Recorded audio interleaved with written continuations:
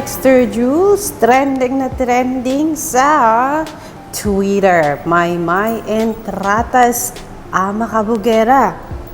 Trending na trending sa Spotify. Bakit? Dahil po hindi po siya basta-bastang sinistream ng mga nagmamahal sa kanya, kundi mas marami pang nakinig at nag-streaming ng Ama Kabugera sa Spotify. Naku naman, kung kaya, gusto nyo makita anong klaseng video ang ipinost ng Spotify Philippines sa Twitter. Are you ready for this? Naku naman, marami tayong i-update sa inyo mga kaibigan. Hayan. Grabe, excited kayo? Naku.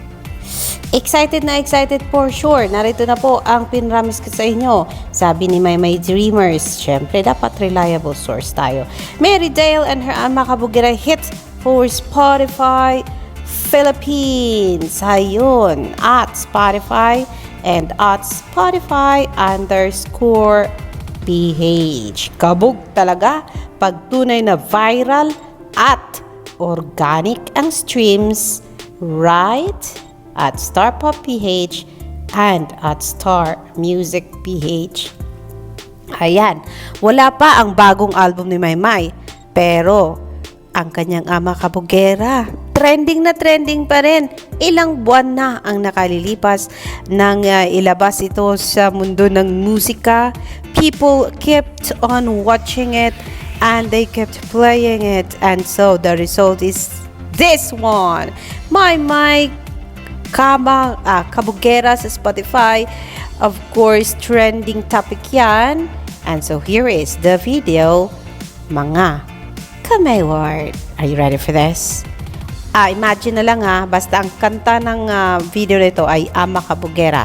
For sure, hindi tayo pwede mag-play niyan kasi bawal sa atin. Narito na po ang ipinost ng Spotify ngayong araw na ito.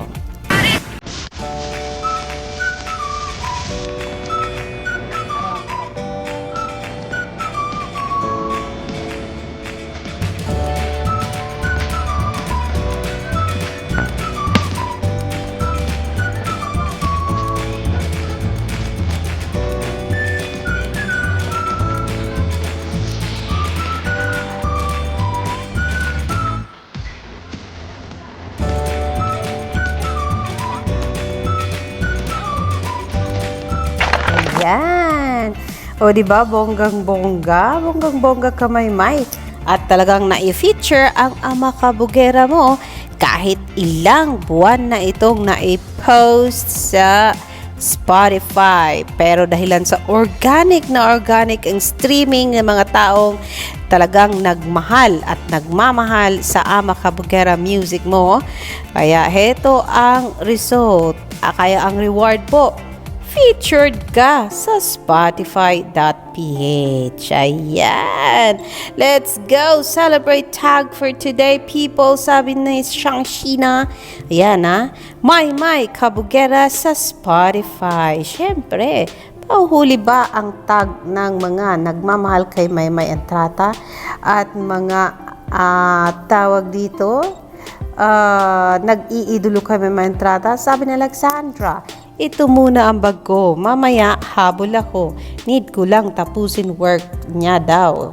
Kaya, ayun. Fangirling muna. Kaya ang sabi niya, syempre, meron din siyang pa-picture and edited featuring Maymay Entrata.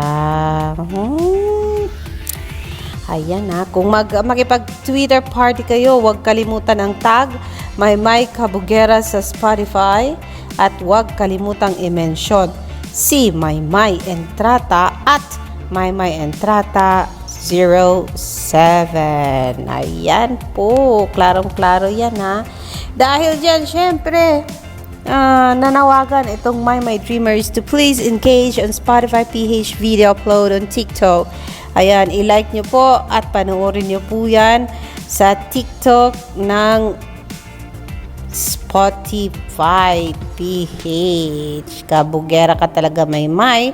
And so, dahil dyan, si Maymay Entrata ay nasa billboard ng Kamay Nilaan. Ooh, ito po Ama Kabugera trending. Hindi ko mabasa masyadong malayo. Trending tracks at Spotify.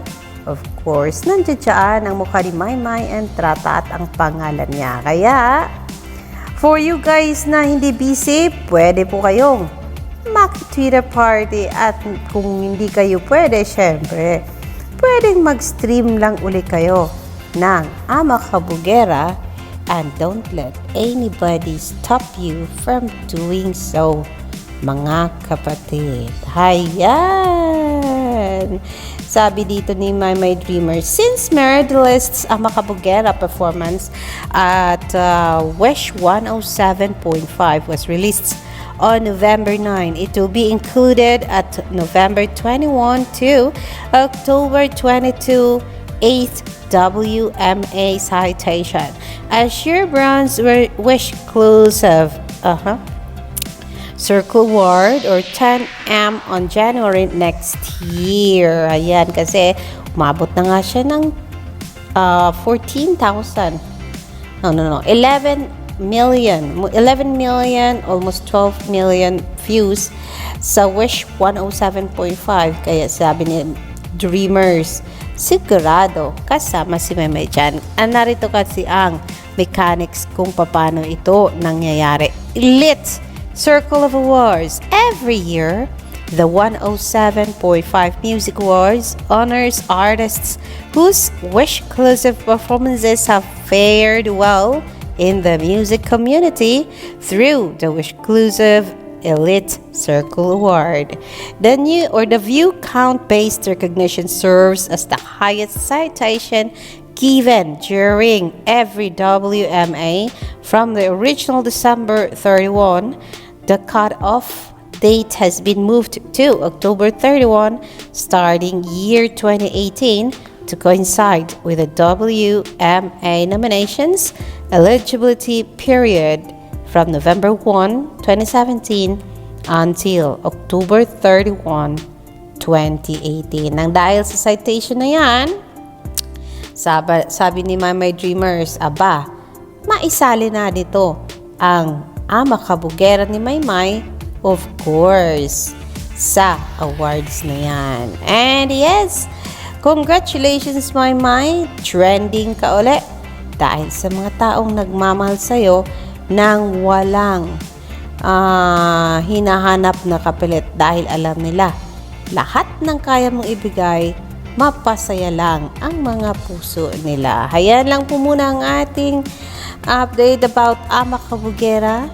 And of course, I will see you for more later, mga Kamayward. Thank you Spotify